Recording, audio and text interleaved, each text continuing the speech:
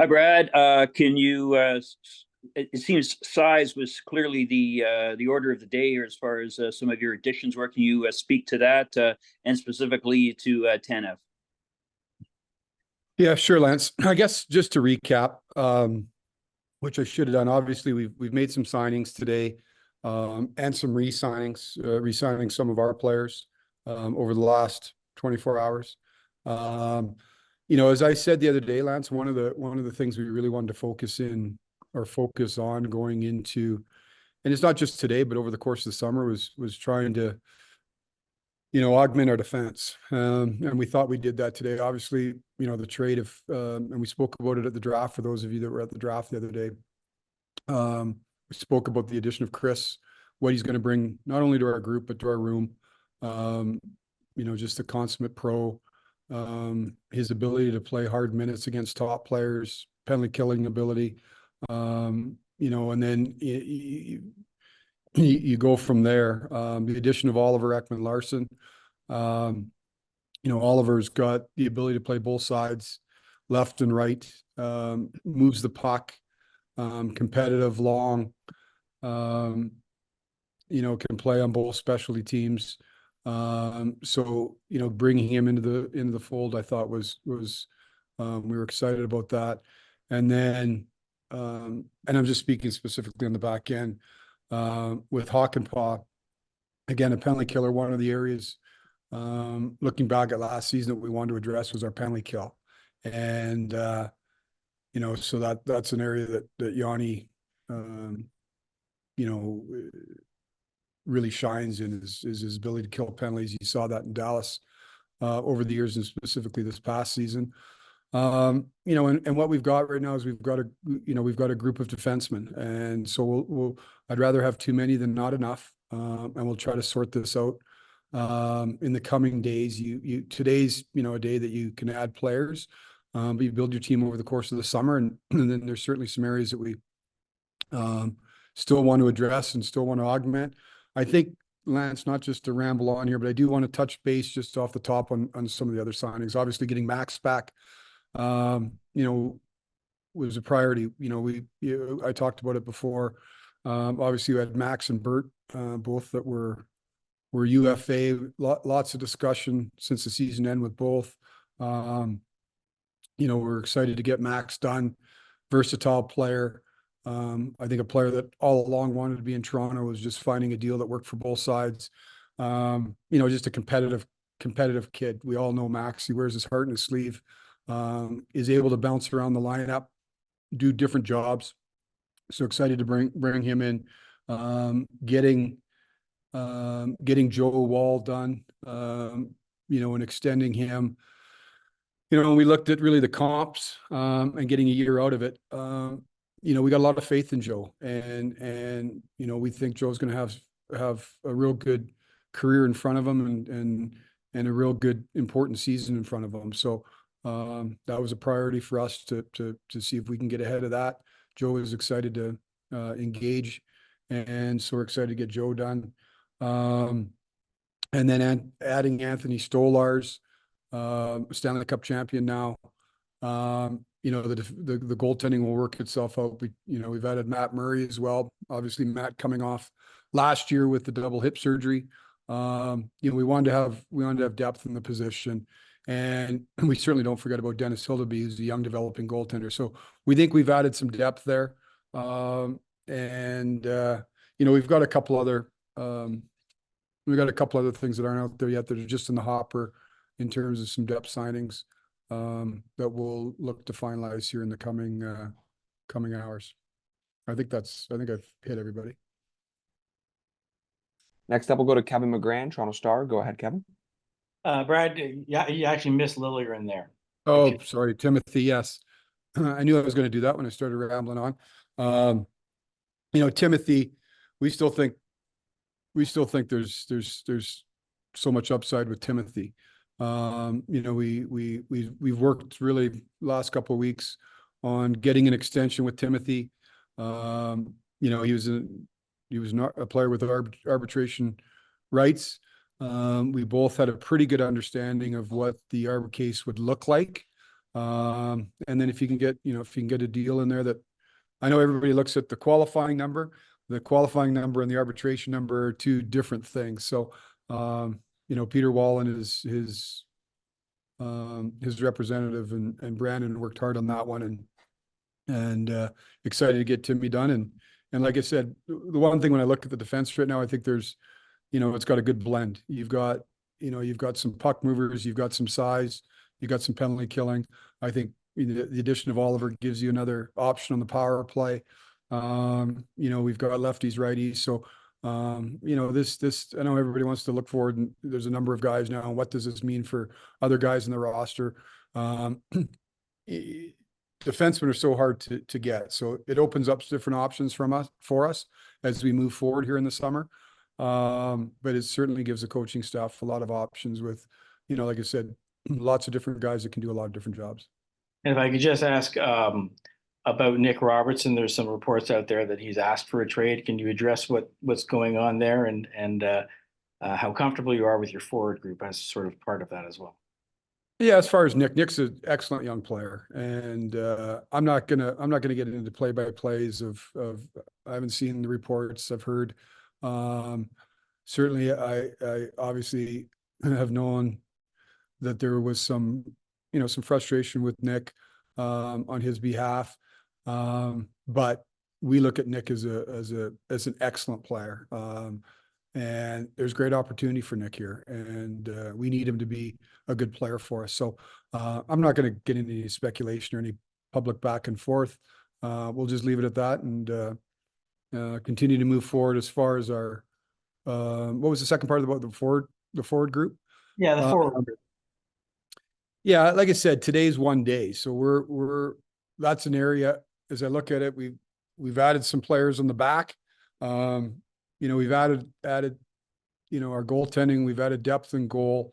You're not going to complete everything. You're not going to get everything done in one day. So we'll continue to look in ways that we can augment the forward group. We think we've got some young players coming, but we certainly don't want to start jamming young players in if they're not ready. If those players get, and I know everybody gets excited, obviously the Cowans, the Mittens. I hate naming names because I'm leaving guys out, but we've got some young players even with the Marlies that at the end of the day, they got to show that they're ready to play in the Man's League. And that's what training camp's for. We think they're great young players, but we certainly don't want to put them in a position to fail. So we got lots of summer left. We got lots of training camp and preseason left to make those decisions, but we'll certainly be looking at our forward group moving forward. Next up, we'll go to Mark Masters, TSN. Go ahead, Mark. Brad, what made Stolarz an attractive option for you? Well, as we looked out in the market, Mark, there's a couple of things. For the most part, if you look in his career, he's played as a backup to some, top level goaltending. So there wasn't a lot of net there, right? There wasn't going to be a lot of starts. He's big, he's athletic. I think goaltenders, as we all know, they take some time to mature in their game. I think he's done that. I think he's been obviously around an elite level goalie in Bobrovsky, the experience he's gone through. Although he's not in the net, but he's been on a real good team this past season. He's been through those experiences, but just really technically sound. And when Curtis McElhaney and Curtis Sanford, we started this process and looking at how we build out our goaltending position. Obviously, it starts with Joe and the faith that we have in Joe, and where we think he is. To me, he doesn't have a lot of experience. But we think his development curve and his upside is tremendous. And how do we partner him with somebody to give him the best support? So as we looked around the market, Anthony really was a player that we focused in on, and like I said, we were happy to get a deal done. Next up, we'll go to Luke Fox, Sportsnet. Go ahead, Luke. Hi, Brad. Understanding that there still could be some changes and additions, but how much better do you think this roster is than the one you dressed in the playoffs? Well, Luke, we're what are we, July 1? we got work to do yet. Like I said the other day, we got lots of work. We completed a lot of that work, the work that went in between the end of the season and today, and executing on things that we wanted to execute on. But I'm not looking at rosters today versus, what we ended the season on. I think like I said, I think we've added some depth in that.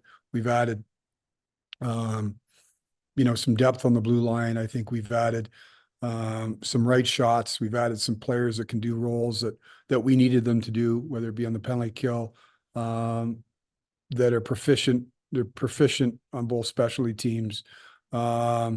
Solid people, the Tanevs, the Hakanpahs, OELs. These are tremendous people as well. And so, like I said, we don't play till October. Happy with what transpired today, but it's day one. So we'll continue to chip away. And how active were you in trade discussions over the past week or so, or was the focus solely on the draft and free agency? No, you're doing it all. You're looking at the trade market. You're always looking at the trade market, Luke, in the sense that, when you can get cost containment in terms of knowing, or cost certainty, I should say. When you're trading for a player, you know what the contract is. Obviously, when you get into free agency, it gets expensive. And in a lot of cases, those contracts, you can pay premiums on them. So you're always looking at the trade market. We had lots of discussions, those go on every day. That's normal course. Certainly picks up as you get closer to the draft and at draft time and on the draft floor. But we made a couple of deals in terms of draft picks and accruing a little bit of draft capital, pushing a second into next year, and then the work we did today. Next up, we'll go to Josh Clipperton, Canadian Press. Go ahead, Josh.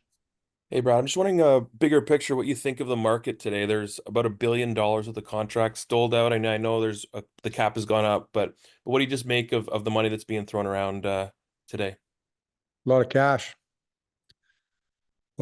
Yeah. I mean, listen, it's a competitive league. People are trying to improve. You hear it all the time. The cap's going up. I heard it from a lot of the agents. They reminded me the cap was going up. And listen, it's like I said, it's a competitive industry. There was players out there to fill holes in your roster. As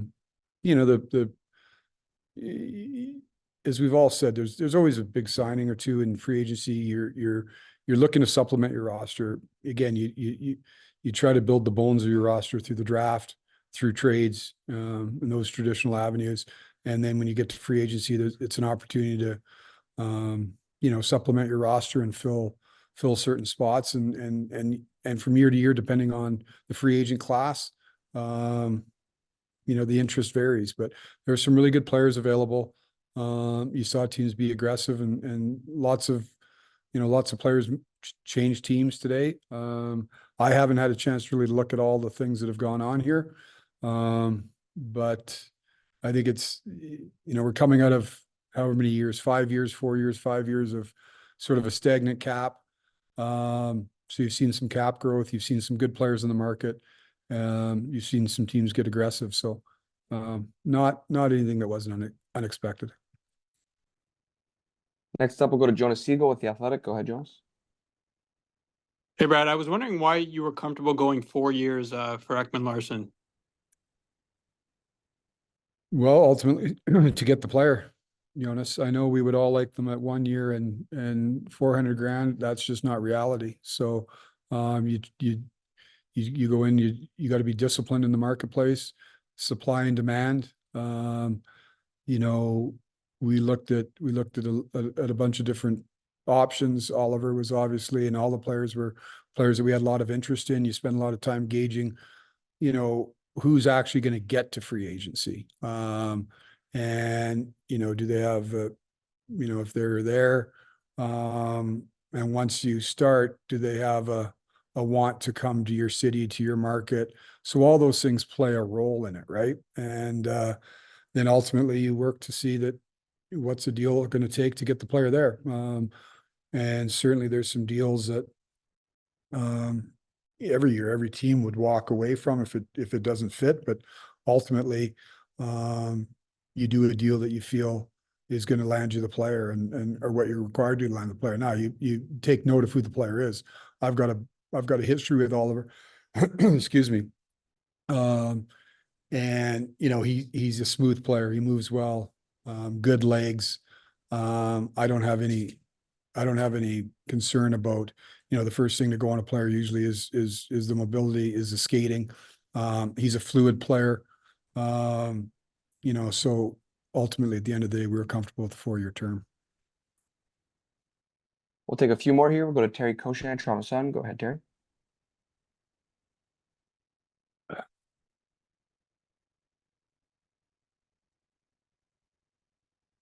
May have you mute on. Want to try that again, Terry? In the meantime, we'll go to Dave McCarthy, NHL.com. Go ahead, Dave. Hey, Brad. At the end of the season, I remember you were talking about Joe Woll and maybe looking at different ways of training this year for him so that he could become a guy that can play 45, 50 games. How confident now, obviously, that you've signed him to the deal that you did, are you in his ability to take on that role? And was there anything that you guys were able to identify down that road to put him in better position for next year? Well, thanks, Dave. First of all, it shouldn't have been taken that we thought that Joe had to train harder, differently. He's a very conditioned athlete and highly conditioned athlete.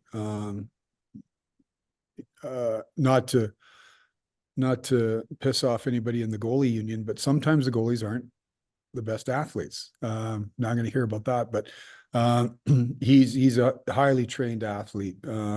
We just wanted to do a deep dive on, he's had some injuries. Now, sometimes those happen, right? Sometimes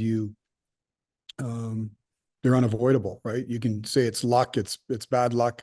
And when you look at some of the things he had, if we go back to this year, it's a high ankle sprain. Really, it had nothing to do with anything that he was or wasn't doing training wise. Those things do happen.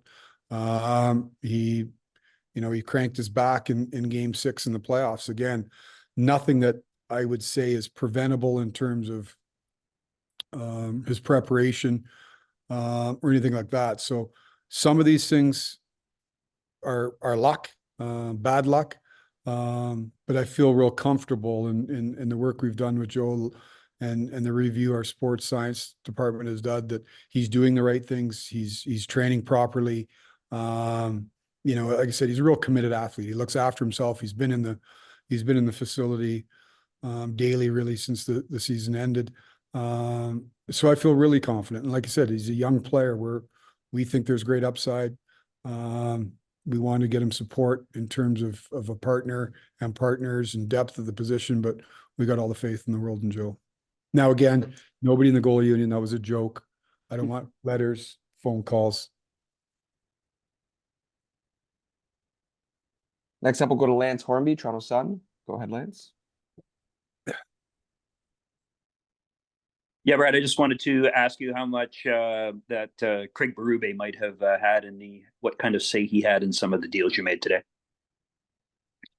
Well, Craig and I have had a lot of discussions since he's come on board, and I include the coach in a lot of discussions. Ultimately, the scouting staff, the pro scouts, our R&D department, you go through our video department, you go through your meetings really from the end of the year on in terms of identifying, not only players first, but just particular needs and ways to address those needs. And then obviously I've had a lot of discussion with Craig on the types of players, reviewing players with him.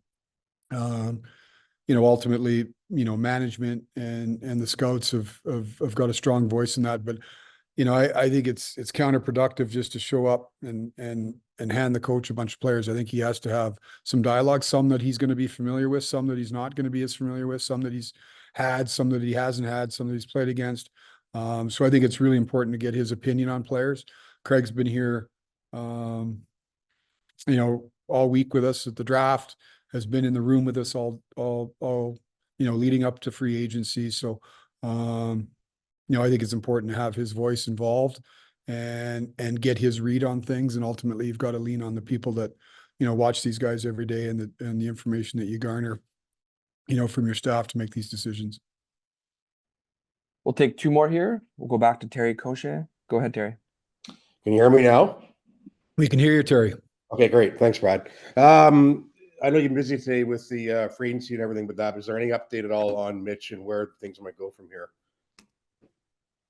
No update on Mitch, and I appreciate the question, but you know, as I said the other day, I'm not going to do play by play. Mitch is a great player. You know, we're lucky to have him, and you know, like I said, I know there's lots going on, lots of noise around it, but we're you know, today we're focused in on free agency, and again, I appreciate the question, but I think Craig alluded to in his last press availability, like he's excited to coach him, and you know, we move forward, but I don't think we're not going to address it. There's nothing to update there. Mitch is training, preparing, getting ready for the season. Great, thanks. And last one here, we'll go to Kevin McGran, Toronto Star. Go ahead, Kevin. Basically the same question, but different player, John Tavares. We saw what happened with Steve Stamkos today. Where do things stand with you and John in a possible extension? Sorry, where do things stand with John and I and what? Well, John Tavares, he's also eligible for an extension if it was in the works. Where do things stand between you and the captain? Oh, same answer. I'm not going to get into any contract, you know, discussions that we may or may not be having. You know, those would be taken. That we do our business behind closed doors, and John's preparing. Had a good visit with John over the last little bit. Once he got back from the World Championships, and again, he's been around the facility. But you know, our focus right now really has been the draft. It's been free agency, and we'll continue to bang away at all the files.